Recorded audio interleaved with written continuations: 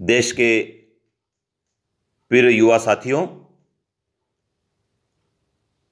स्वतंत्रता दिवस की आप सभी को अग्रिम शुभकामनाएं। युवा साथियों,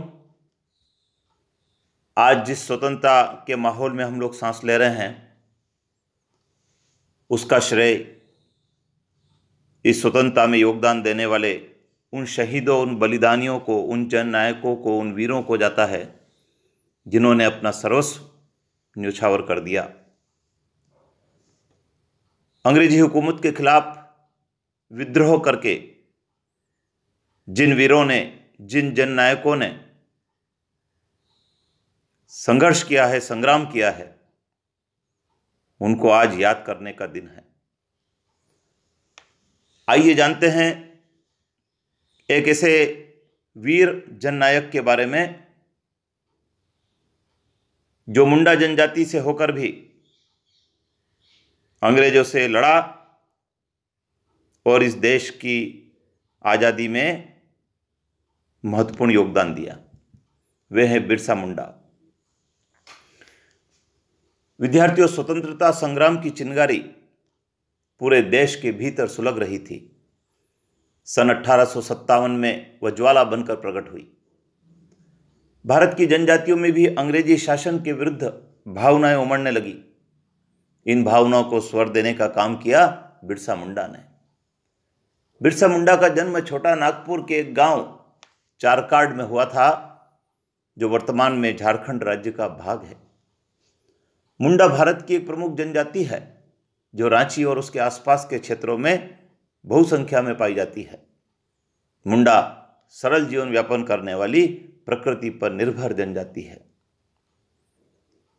विदेशी दासता की जंजीरों से मुक्त होने के लिए तत्कालीन उरांव मुंडा और खड़िया जनजातियों ने बिरसा मुंडा के नेतृत्व में अंग्रेजों के विरुद्ध हथियार उठा लिए थे। अपने बचपन से ही बिरसा एक सामान्य बालक थे। वह अपने माता पिता के काम में हाथ बटाते, खेती बाड़ी का काम करते, पशुओं को चराते। आर्थिक तंगी के कारण बिरसा को उनके पिता ने मामा के पास भेज दिया था। बिरसा वहां अधिक समय तक नहीं टिके। उन्हें बंसी बजाने का शौक था। संगीत में वे इतने तन्मय हो जाते थे कि काम की सुध बुध भी उन्हें नहीं रहती। इससे उनकी डांट पड़ती। इस डांट फटकार से तंग आकर वे अपने पिता के घर वापस लौट आए थे।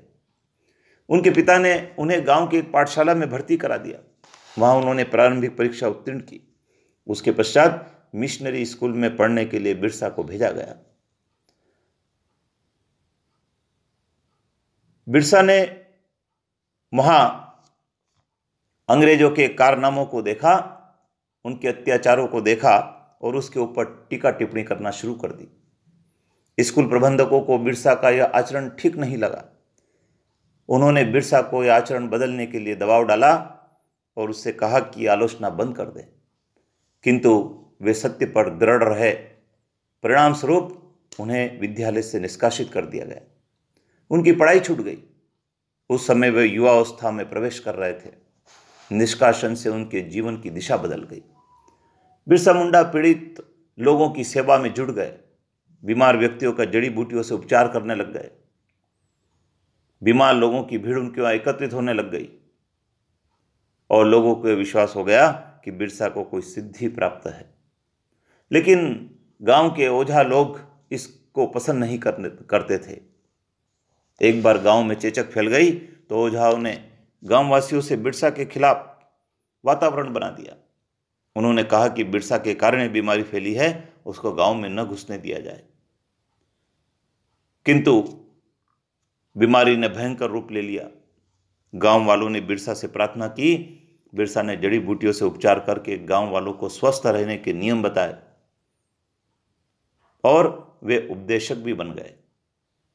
अवतारी पुरुष माने जाने लगे।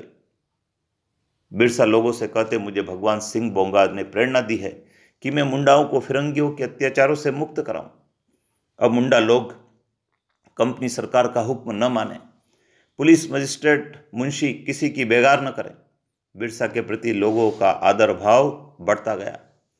बिरसा के पास दूर दूर के गांव के लोग आने लगे। उन दिनों जनजातियों की आर्थिक स्थिति बहुत दयनीय थी। कुछ लोग अपनी जमीन के मालिक थे, फसलें उगाते, उनकी ग्राम व्यवस्था थी, पंचायती थी, रहन सहन का परंपरागत ढंग था, पर अंग्रेजों ने उन सब को नष्ट करके जमींदार, जागीरदार, जंगल के ठेकेदार और दलाल उन पर लाद दिए। वनवासी अपनी ही जमीन के मालिक से नौकर बन गए। व्यवस्था, भूख और दमन के कारण अपने आप को असहाय समझने लगे। मुंडा समाज में दबी भावनाएं अब और व्यापक सामाजिक और राजनीतिक आंदोलन के रूप में उभरने लगी। गांव इन गतिविधियों का केंद्र बन गया। बिरसा इन गतिविधियों का केंद्र बिंदु बन गए। विदेशी राज का जुआ अपने कंधे से उतारने के लिए वे कृत संकल्प हो गए। गांव गांव में जाकर सभाएं होने लगी और एक सभा में बिरसा ने कहा, अंग्रेज शासकों ने हमें बहुत लूटा है, हम अब और सहन नहीं करेंगे, हम शासकों से मुकाबला करने के लिए कंधे से कंधा मिलाकर आगे बढ़ेंगे।